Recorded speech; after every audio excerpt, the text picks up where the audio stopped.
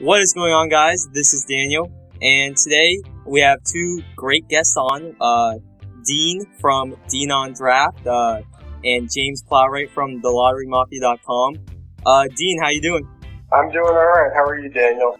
Good. So tell us a little about yourself and your website, Dean on Draft. Well, my background is a sports bettor, and I bet on NCAA and NBA basketball. And basically, I just decided that the current process for ranking players at, most sites, ESPN and Draft Express do a good job for, what their goals are, but I still feel like people can come up with a more efficient means of evaluating prospects. So I created my site, deanondraft.com, to basically explore, draft narratives and basically give my interpretation of how I weigh all the available information on the prospects. Yeah, and I have to say I'm a big fan of your site, and I've been evaluating players. My first time evaluating a whole draft class was last year, though I didn't have a YouTube channel, so I didn't exactly publish it, and I don't have a website. But I'm happy to be making draft videos this year. And James, how are you doing? I'm doing good, Daniel. How's it going? Good. So tell us about your site, thelotterymafia.com. Well, yeah, I started the site about 15 months ago, basically with the goal to try and bring a spotlight on the teams that finish in the NBA lottery. The Minnesotas, the Philadelphias, the Charlottes, the teams that kind of always finish towards the bottom of the NBA, because I know myself as a Charlotte fan, when I used to go looking for information and articles about my team, there was nothing because they weren't any good.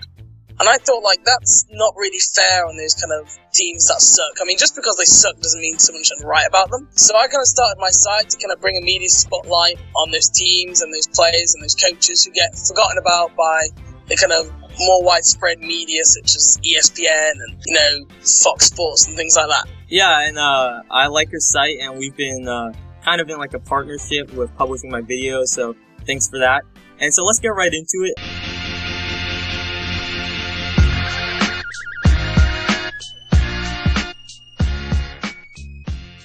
Should we get to some questions I got from website Hoops Nation? I asked for some questions. Is that good with you guys? Sounds good. Yeah, go for it. Panthers fan asks, what is your opinion on Nik Stauskas? Well, as a Charlotte fan, I would definitely like to take this one. Nik Stauskas for me has been the guy Charlotte needed to target since this was before I even knew the Hornets were going to have the 9th pick.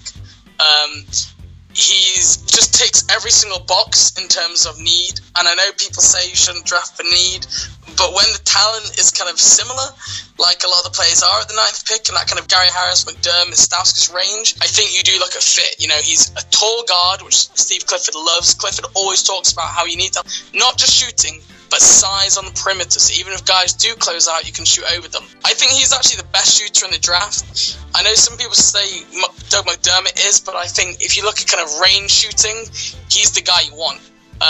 He can pull up behind screens, he can take them off the dribble, and he still makes them a high percentage. Doug McDermott is more the kind of guy who will drain an open three, where Stauskas will kind of go and get you a three. I think he's a little bit better at creating a look from beyond the arc. I think perhaps the biggest selling point for me is just his ball handling and his vision. I think one of my favourite moments watching college this year was just watching Stauskas play against Michigan State and just pick and roll every time, Michigan State overplaying it, and he was just carving them up with beautiful passes all around the court. So I think allowing Kemba to play off the ball, which is what he did when Mike Dunlop was coach, and that's when he actually had arguably his best season as a pro, because his efficiency was down quite a lot last year under Clifford. I think allowing Kemba to play off the ball, which we all know that Kemba likes to do, he's been doing that since he was at UConn, would definitely help. The Hornets need outside shooting, one of the worst teams in the league last year, need more shooting to put around Al. I think he's more athletic than you give credit for, and when you're athletic and you're tall, he's not bad in terms of lane agility. At the combine, he didn't do badly, so I think defense is obviously where he's got to work. But, we've seen Steve Clifford, he's got a great defensive system. It's all about not fouling, not letting them get to the rim, forcing them into mid-range shots. I think the system Clifford has there will be able to hide some of his defensive limitations. But, yeah, I think whoever asked that question, I think Panthers fan, You are absolutely on the win there. I'm with you 100%. Yeah, I'm a big Stauskas fan too, so I agree with most of what you said. I definitely agree the big selling point for him is his vision and his handling. And, I know stat models kind of mostly happen as a late first rounder, but, my kind of theory for that is that they just don't fully appreciate, his handle and vision just aren't really that reflected in his statistics. I feel like when I looked at the stats, I was like, oh, this guy looks okay. He hits threes, he gets some assists, but then when you watch him play, you're like really blown away by how good of a handle and passer he is. And because he can also shoot off the dribble, I think it gives him a really interesting upside as a pick and roll ball handler. Well, I think one of the reasons his assist number is probably one that good is because a lot of the time I saw him getting it inside to the pickman, so like Horford and Morgan, who are the Michigan bigs. And those guys just couldn't really finish around the basket and ended up drawing a lot of fouls. That's what happened in a lot of games I saw. So kind of those assists he didn't get credited with, even though they were there. Yeah, and also I think it's also because he only played point guard part-time, because they also, Derek Walton was a highly rated recruit.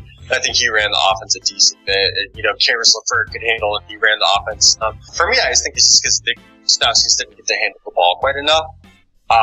But yeah, I'm high on him. I think kind of the scary thing is that his defense is pretty much guaranteed to be a liability. Yeah. But, if you're going to take somebody who's going to be a defensive liability, the kind of combination handle, passing, and elite shooting, that's the way to go. Take the guy who has the great combination of skills. I just have a question, though. What do you think would make him necessarily a worse defender than, say, Klay Thompson? And Klay Thompson? Klay Thompson's a pretty solid defender. Exactly, which is why my theory is I see Klay Thompson, Stauskas. I see Stauskas being kind of a Thompson, Hayward kind of merged together player. Not to be like the best part of each of those players, but in terms of the style of game, I just want to see kind of what your reasoning would be to think he couldn't be as good a defender as Thompson. Oh, okay, so that's why not. Well, first of all, Klay Thompson had a much better steal and block rate in college. And he just has better physical tools. Like, Stauskas scored well in the lane agility, but those drills, like, Jimmer Fredette scored well in the lane agility, and he just couldn't stay in front of anybody in the NBA. So I don't really take that too seriously. Like, Stauskas does have he's slow, he doesn't move well laterally. I do like his athleticism, but, he's not that strong, he's not that long, he didn't get many steals, he didn't get many blocks. And also, Michigan's defense in general just wasn't that good. They got torched in transition. They weren't good at the rim. Part of that was that they didn't really have great rim protection, but also Stauskas was their worst perimeter defensive player. He just didn't really play that well in college. I don't think he really has the quicks to be good in the NBA, and he doesn't really have the steals or blocks to say, maybe he's crafty enough in spite of his tools. So I think kind of every kind of angle from which you look at it kind of points in the direction of him being bad. I just don't think you can be like that optimistic when somebody like Klay Thompson, I think, moves better laterally, is stronger, just generally has better instincts, and you kind of have the statistics where he had triple the steals and triple the blocks in college. Yeah, I'm probably not the biggest Nik Stauskas fan. I agree with the steals ratios. He doesn't project to be a good defender, and while he's a good explosive athlete, I'm not sure about laterally. So we'll see about that.